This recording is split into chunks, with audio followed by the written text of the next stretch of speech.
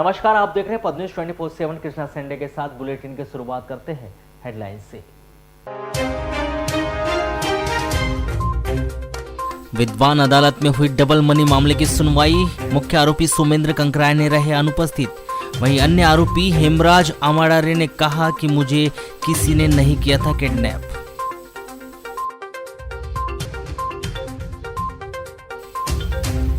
सरकारी नौकरी का झांसा देकर 3 युवकों से की गई लगभग 3 लाख की धोखाधड़ी। फरियादी युवकों ने थाने में दर्ज कराई शिकायत। पोषण आहार घोटाले पर आक्रोशित वाराणसी महिला कांग्रेस ने मुख्यमंत्री का दहन किया पुतला।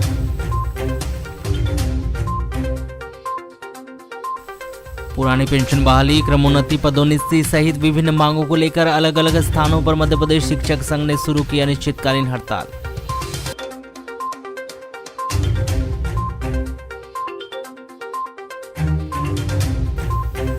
जिले भर में मनाया गया हिंदी दिवस। जगह जगह आयोजित किए गए विविध प्रतियोगिताएं। पुरानी पेंशन बहाली, क्रमोन्नति और पदोन्नति के आदेश जारी नहीं होने पर शिक्षकों में मध्य प्रदेश सरकार के प्रति काफी आक्रोश व्याप्त हो गया है। इन मांगों को लेकर भोपाल में आजाद अध्यापक शिक्षक संघ का धरना प्रदर्शन एवं रैली का आयोजन था, जिसमें शामिल होने अध्यापक शिक्षक साथियों का भोपाल में जाने नहीं दिया गया और लाठीचार्ज कर भोपाल से 20 किलोमीटर की दूर पर छोड़ दिया गया, जिससे आजाद अध्यापक शिक्षक संघ के पदाधिकारी एवं शिक्षक साथियों में सरकार के प्रति आक्रोश और बढ़ गया है। उसी को लेकर आजाद अध्यापक शिक्षक संघ के द्वारा 14 सितंबर से जिला एवं ब्लॉक स्तर पर अनिश्चितकालीन हड़ताल प्रारंभ कर दी गई है। आजाद अध्यापक शिक्षक संघ से जुड़े पदाधिकारी एवं शिक्षकगण बुधवार की दोपहर में अम्बेडकर चौक के समीप उद्यान में एकत्रित हुए और उद्यान में बैठकर उनके द्वारा अनिश्चितकालीन हड़ताल शुरू कर दी है। पहले दिन करीब आधा सैकड़ा शिक्षकगण शामिल हुए और अपनी मांगों को लेकर आवाज बुलंद करते हुए संगठन की एकता का परिचय दिया।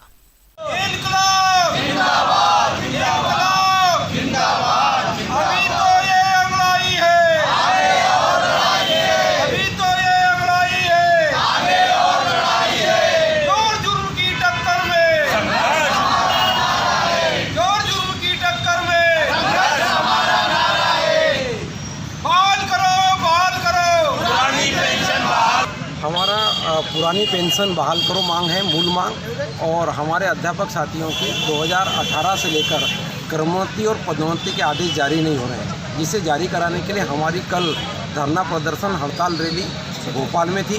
लेकिन भोपाल में हमारे साथियों पर और महिला बहनों पर लाठीचार्ज किया गया और उनको गाड़ियों में भरकर वो भोपाल से करीब 20-20 किलोमीटर तक दूर छोड़ा गया और बरसात में सभी हमारी बहनें और हमारे भाई लोग गीले हो गए थे और वहाँ लाठीचार्ज किया गया और हमको भोपाल में घुसने नहीं दिया गया। उसी के विरोध में हम अब ब्लॉक स्तर पर और जिले स्तर पर धरना प्रदर्शन दे रहे हैं।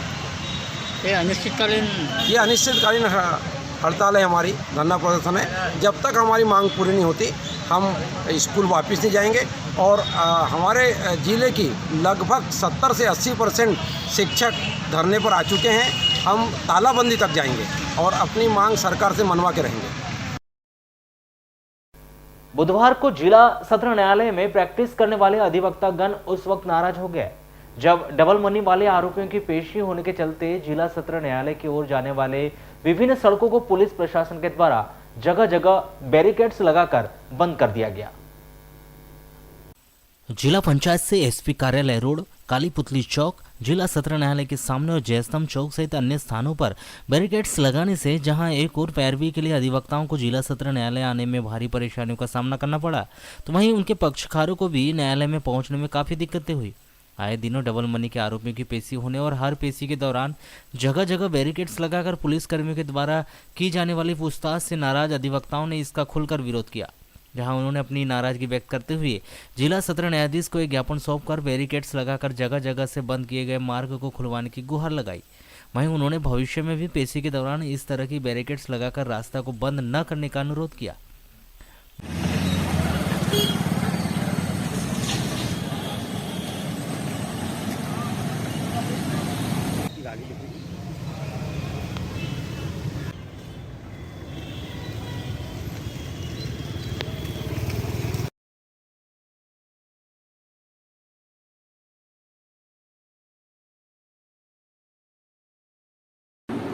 आज हम लोग जब 11 बजे न्यायालय पहुँचे तो न्यायालय परिसर के हमने आसपास में देखे कि पुलिस वालों के द्वारा स्टापर लगा दिए गए हैं और वकीलों को भी रोका जा रहा था आने जाने के लिए।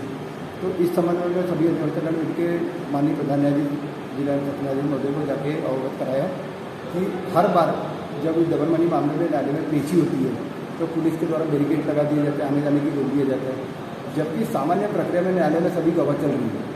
तो इस प्रकार से करने से कोई मतलब नहीं, 2-2, 3-3 पुलिस वहाँ पे खड़ी रहती है इधर उधर। इस संबंध में न्यायालय को अवगत कराया डीजे साहब को।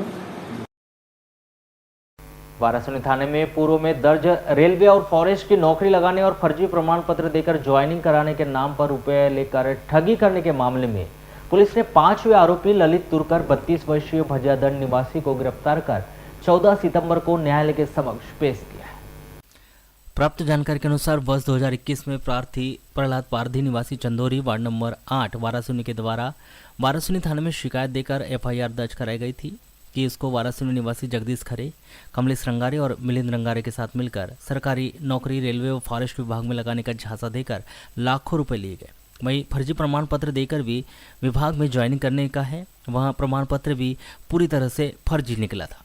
इस प्रकार से उक्त तीनों के द्वारा मिलकर ठगी की घटना की गई, जिसमें पुलिस के द्वारा वारासिनी निवासी जगदीश खरे, लालवरा पांडरवानी निवासी मिलिंद रंगारे और लालवरा बघोली निवासी कमलेश रंगारे के खिलाफ भारतीय दंड विधान की धारा 420, 468, 471 और 120B के तहत अपराध पंजीबद्ध कर गिरफ्तारी की गई थी, जिसमें कमलेश पिता कैलाश रंगारे उम्र 38 वर्ष निवासी लालवरा बघोली फरार चल रहा था।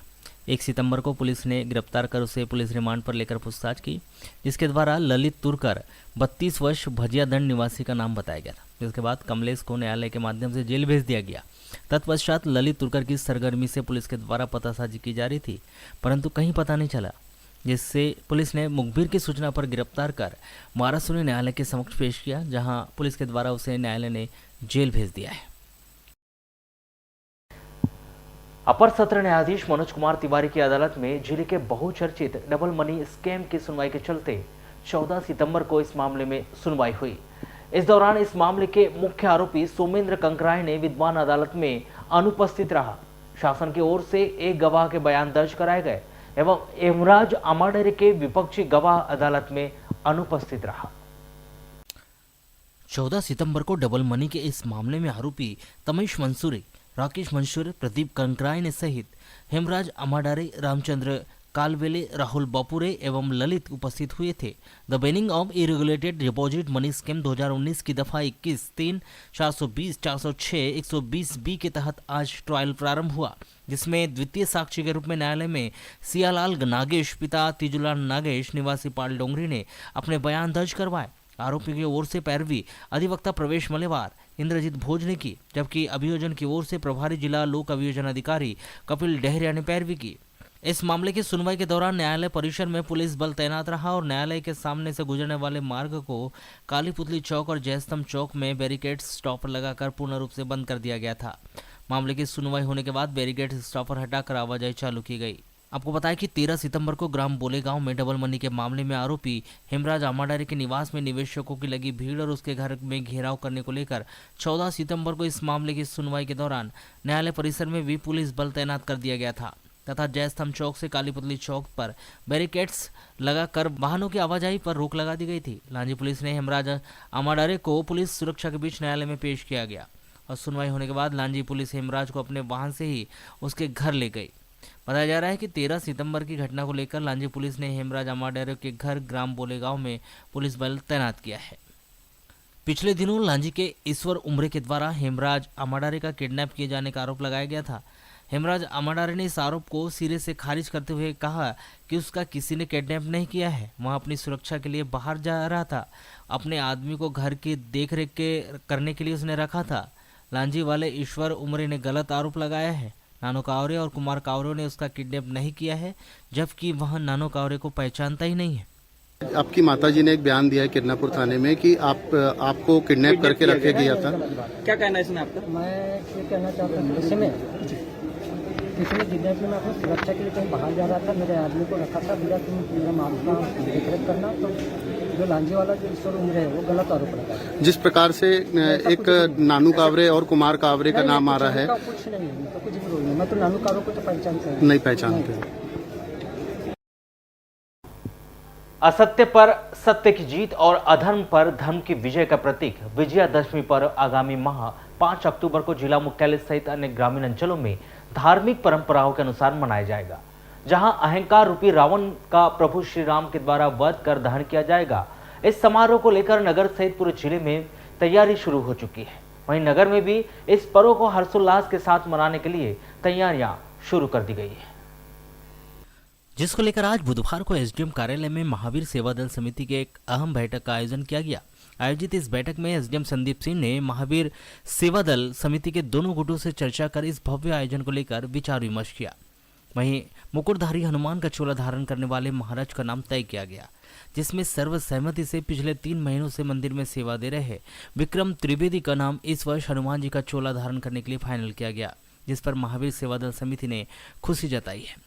बताया जा रहा है कि इस वर्ष 5 अक्टूबर को दशहरा पर शाम 5 बजे नए श्री राम मंदिर से भगवान श्री राम, माता लक्ष्मण और हनुमान जी की झांकी स्वरूप भव्य शोभा यात्रा निकाली जाएगी, जो सर्किट हाउस मार्ग से रावण दहन स्थल उत्कृष्ट विद्यालय मैदान पहुंचेंगे, जहां प्रतीकात्मक रूप से अहंकार रूपी रावण, कुंभकर्ण और मेघनाथ के पुतले का दहन किया जाएगा। कि जो प्रत्येक वर्ष अनुसार बालाघाट जिले का सबसे बड़ा महोत्सव महावीर सेवा दल समिति के द्वारा बनाया जाता है, जिसे हम विजयादशमी का नाम देते हैं, वो इस बार भी बहुत धूमधाम से मनाया जाने वाला है। इस बार महाराज की सेवा का मौका हमारे भाई विक्रम त्रिवेदी जी को दिया गया है। पिछले काफ़ी समय से मंदिर में लगातार अपनी सेवाएं दे रहे हैं और लगातार प्रभु के प्रति अपना समर्पण अर्पित करते हुए आ रहे हैं। हमारी भगवान से यही कामना है कि महाराज का पाठ बहुत सफल हो और इस बार जो हम महावीर सेवा दल समिति से इनका विजयदशमी जुलूस निकाले हो बहुत ही भव्य है। 2022 के महावीर सेवा दल समिति का जो विजयदशमी का जुलूस होता है, उसमें जो हनुमान जी का स्वरूप होता है, उसके प्रति बैठक रखी गई थी। तो क्या दिक्कत आ रही थी? दिक्कत कभी कोई दिक्कत नहीं रही है, बस जो भी निर्णय लेते हैं वो एसडीएम मान्य रहते हैं। क्या उन्होंने निर्णय ले लिया है कि मेरा नाम जय श्री राम, मैं इस बार का चोला धारण कर रहा हूँ, महाराज जी की सेवा कर रहा हूँ। एक और नाम सामने आ रहा था चोला धारण करने को लेके, नहीं है अभी तक तो ऐसा कोई नाम सामने नहीं आया है किसी पर। वाराणसी नगर के जयस्तंभ चौक पर महिला कांग्रेस ने मुख्यमंत्री का पुतला दहन किया। पुतला दहन पोषण आहार में मध्य प्रदेश शासन के द्वारा बरती गई आर्थिक अनियमितता को लेकर किया गया। आपको बता दें कि यह पोषण आहार में मध्य प्रदेश शासन के द्वारा बरती गई आर्थिक अनियमितता को लेकर यह पुतला दहन किया गया। कांग्रेसियों के द्वारा पहले जमकर प्रदेश सरकार के खिलाफ नारेबाजी की गई और चौक से कुछ ही दूरी पर मध्य प्रदेश के मुख्यमंत्री शिवराज सिंह चौहान का पुतला दहन किया गया। इस दौरान पुलिस को पता ही नहीं चल पाया कि पुतला दहन जयस्तंभ चौक पर किया जा रहा है या उससे कुछ दूर पहले। चर्चा में ब्लॉक कांग्रेस कमेटी के अध्यक्ष भोजेश पटेल ने कहा कि बिहार के चारा घोटाले से भी बड़ा घोटाला शिवराज सिंह चौहान ने किया है। ऐसी सरकार ने किया है जिसे जनता ने नहीं चुना है। श्री पटेल ने कहा कि उनके द्वारा लगातार डंपर व्यापम घोटाले सहित अनगिनत घोटाले किए जा रहे हैं, जिससे आम जनता का इन पर काफ़ी आक्रोश व्याप्त है। भाजपा जोड़ तोड़ की राजनीति करने में माहिर है। कभी महाराष्ट्र तो कभी गोवा जैसे राज्य में पैसे के बल पर अपनी सरकार बना लेते हैं, लेकिन जनता समझ गई है और मध्य प्रदेश से इनका सफाया होना निश्चित माना जा रहा है। इसके लिए कि बच्चों का हक छीना है हमारे मुख्यमंत्री ने, मुख्यमंत्री कहलाने लायक नहीं है। पोषण आहार का बच्चे लोग जो आंगनबाड़ी में, स्कूलों में अपना भोजन करते हैं, उसमें उन्होंने 200 करोड़ का घपला किया है। सरकारी नौकरी लगाने के नाम पर पैसों की ठगी के मामले लगातार बढ़ते जा रहे हैं। आए दिन ठगी के इन्हीं मामलों के बीच बुधवार को कोतवाली थाने में सरकारी नौकरी लगाने के नाम पर 3-4 बेरोजगार युवकों से करीब 3 लाख रुपए की ठगी करने का एक और मामला सामने आया है, जिसमें ठगी के शिकार हुए युवाओं और उनके अभिभावकों ने कोतवाली थाने में लिखित आवेदन देकर ठगी करने वाले आरोपी को गिरफ्तार कर उससे उनकी रकम वापस दिलाने और मामले में वैधानिक कार्रवाई कर आरोपी को कड़ी से कड़ी सजा दिलाए जाने की मांग की। ठगी का शिकार हुए युवाओं ने बताया कि करीब 4 से 5 वर्ष पूर्व मलाजखंड माइंस में नौकरी लगाने वाले ग्राम मंझारा वार्ड नंबर 19 निवासी श्रवण पिता दीनदयाल डहाके ने 4 से 5 युवाओं को मलाजखंड माइंस में विभिन्न पदों पर नौकरी लगाने के नाम पर करीब 3 लाख रुपए की ठगी की थी। पैसे लेने के आरोपी ना तो उन्हें नौकरी दे रहे थे और ना ही उनके पैसे वापस कर रहे थे। जब भी आरोपी से पैसे मांगने गए तो आरोपी के द्वारा उन्हें मारपीट करने की भी धमकी दी जा रही, जिसकी शिकायत लेकर वे कोतवाली थाना पहुंचे थे। आपको बताया कि केवल बालाघाट जिला ही नहीं बल्कि पूरे प्रदेश व देश में ज़्यादातर युवा बेरोजगारी की मार झेल रहे हैं, जिनके पास किसी प्रकार का रोजगार या स्वरोजगार न होने के चलते पढ़े लिखे युवा एन प्रकरण से सरकारी नौकरी की तलाश में इधर उधर भटक रहे हैं। जो लगातार सरकारी नौकरी के लालच में ठगी का शिकार होते जा रहे हैं। अभी हाल ही के दिनों में वारासुनी थाना के क्षेत्र के अंतर्गत सरकारी नौकरी लगाने के नाम पर ठगने का एक मामला सामने आया। इसकी शिकायत मिलने पर आरोपी को गिरफ्तार कर उसे जेल भेज दिया गया है। अभी यह मामला ठीक से थमा ही नहीं था कि अब कोतवाली थाना में सरकारी नौकरी लगाने के नाम पर पैसों की ठगी करने का एक और मामला सामने आ गया, जिसमें 3-4 युवकों ने मंझारा निवासी श्रावण डहाके पर सरकारी नौकरी लगाने के नाम पर करीब 3 लाख रुपए की ठगी करने का आरोप लगाया है। मैं एक्चुअल में सर अभी अपनी वाइफ को लेके यहाँ आया हुआ था बूढ़ी हॉस्पिटल। यहाँ पर अचानक मेरे को श्रवण ढाके को देखा गया। ये आज से लगभग 4 से 5 साल पहले का मामला है। इन्होंने मुझसे 25,000 रुपये, ये एक शादाब है वाराणसी के बालाघाट के, और उनसे 50,000 रुपये, जितेश सोनवाने उनसे 1.5 लाख रुपये, वैशाली करके एक लड़की है उनसे लगभग 90,000 रुपये, ऐसे बहुत सारे लोगों से जो हमारे संपर्क में हैं उनसे पैसा लिया। उसके बाद डोनेशन के रूप में दूंगा करके उस टाइप से, और आज तक के ना कोई पैसा हमको वापसी किया गया है, कुछ भी नहीं, ना संपर्क हो पा रहा था। अब वो मलचखंड माइंस में जॉब लगाने के लिए नहीं, किसी की नहीं लगी फिर क्या, और ना कोई पैसा वापसी रिटर्न हुआ। और वहाँ जाके जब 2-3 बार मिलना चाहे अपन, वहाँ पर भी नहीं मिल पाया। वो दुकान में धोखे से ये एक जितेश सोनवाने वहाँ जाके उनसे मिलना चाहा तो उनसे रंगदारी गुंडागर्दी उसका वीडियो सारे चीज़ रखे हुए हैं। क्या है वो, कुछ माइंस में कोई नौकरी करता है या क्या, वो क्या है वो? ऐसा बता रहा था कि मैं माइंस में जॉब में हूँ, ब्लास्टर में, ऐसा कुछ बता रहा था। ये कि हमको मेरे बेटा को नौकरी लगा देंगे करके हमको 1.5 लाख रुपये लिए। किसने लिया था? श्रवण डहाके ने लिए। कब लिया था? 4 साल हो गया। फिर उसके बाद क्या हुआ? उन्हें बोले वहाँ जाते थे मलाजखंड तो मारने पीटने उठते थे। जब जो करना है वो कर लो, मैं नहीं देता पैसा, ऐसा बोलता था। इस पूरे मामले को लेकर दूरभाष पर की गई चर्चा के दौरान कोतवाली थाना प्रभारी कमल सिंह गहलोत ने बताया कि सरकारी नौकरी लगाने के नाम पर पैसों का लेन देन किए जाने का यह मामला करीब 4 वर्ष पुराना है। कुछ युवकों को आरोप है कि श्रवण डहाके नामक व्यक्ति ने उनसे नौकरी लगाने के नाम पर पैसे लिए थे, जो उसे लौटा नहीं रहा है। आज श्रवण डहाके और युवाओं के बीच कुछ कहासुनी हो गई, जिसके चलते दोनों पार्टी कोतवाली थाने आए। जिस व्यक्ति पर पैसे लेने के आरोप लगाए जा रहे हैं, उस व्यक्ति ने बताया कि यह मामला पूर्व से ही कोर्ट में चल रहा है। वहीं युवाओं को उन्होंने चेक दे दिया था, चेक बाउंस हो गया, तब से मामला कोर्ट में पेंडिंग है। थाना प्रभारी कमल गहलोत ने कहा कि आरोप लगाने वाले युवाओं के पास पैसे देने के कोई सबूत नहीं है। हमने फिलहाल किसी के खिलाफ कोई मामला दर्ज नहीं किया गया है, लेकिन युवाओं ने जो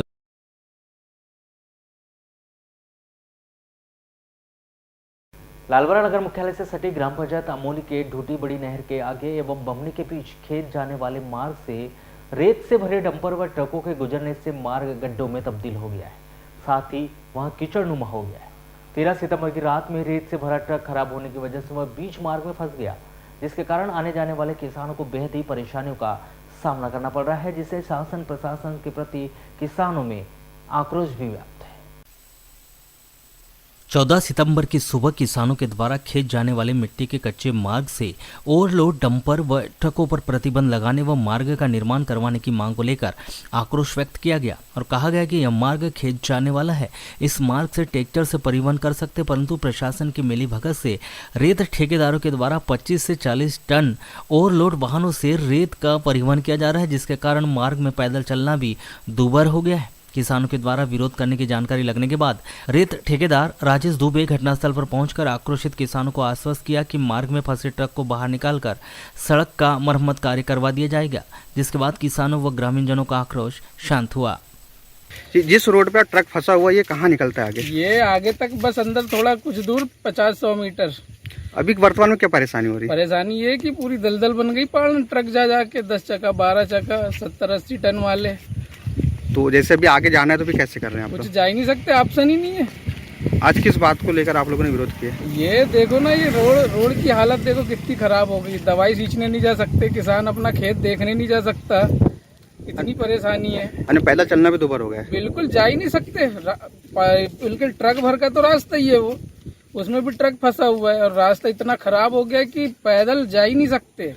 खेत जाने वाला रास्ता है। हाँ, उसमें 10 चक्का 12 चक्का डाल रहे हैं ये लोग। परेशानी ये है कि यहाँ से जो वाहन चढ़ रहे हैं रेतों में, बहुत सारे कीचड़ हो गए, गड्ढे हो गए। हम लोग 3 दिन से आकर के समझाइश कर रहे हैं, ये लोग बोल रहे हैं कि हम लोग मरम्मत कर देंगे, पर अभी तक कोई समस्या का हल नहीं हुआ। क्यों नहीं हो पा रहा, क्या लग रहा है कारण? अब कारण ये है कि हाँ कर देंगे कह रहे हैं लोग। पाठक जी हैं, है ना, क्या नाम है, दुबे जी, राजेश पाठक, बोल रहे हैं कि बना देंगे हम लोग 1-2 दिन में। बस ये किसानों को गुमराह कर रहा है। यानी बनना चाहिए इससे। बनना चाहिए। तो अभी जैसे आना जाना हो चालू है कि बंद है? अभी बंद है कहना चाहिए। यानी ट्रक बीच में फंस गए फंसने से। ठीक, तो क्या लग रहा है ये बहाल हो पाएगी रास्ता, क्या फंसे ही रहेगा वो? मेरे को तो ऐसा लग रहा है कि मौसम के हिसाब से फंसे ही रहना चाहिए। फंसे ही रहेगा। गलती किसकी मान रहे हैं इसमें आप? गलती ये रेत वाले की, जो मैं डैम्प करवाए हैं।